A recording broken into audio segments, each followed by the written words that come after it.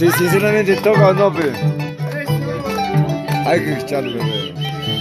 ¡Chao, Vargas!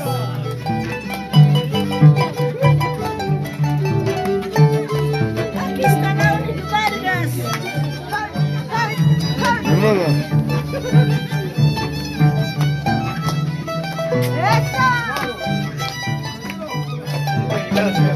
Estamos en el cumpleaños de nuestro gran amigo Hugo Vargas.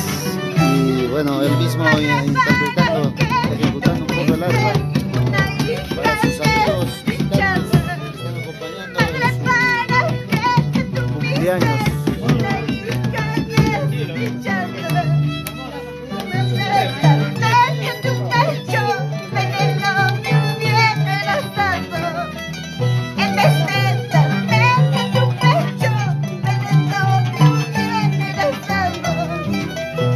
Vargas.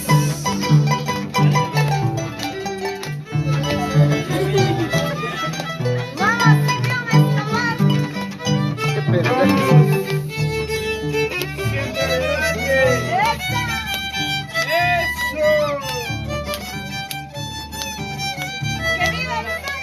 ¡Que viva!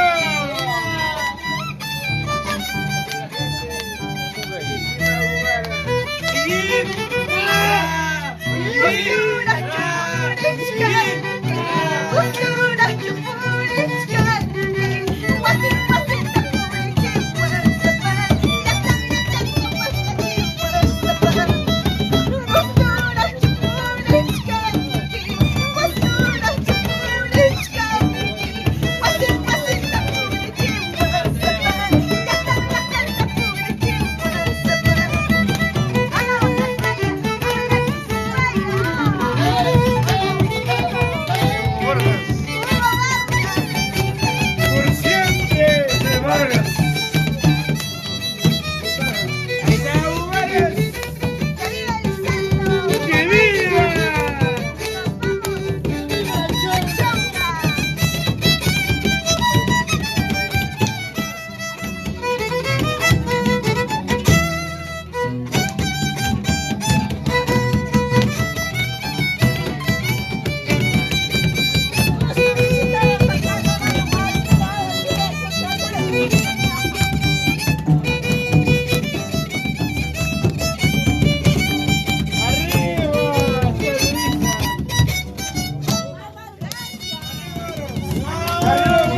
Gracias.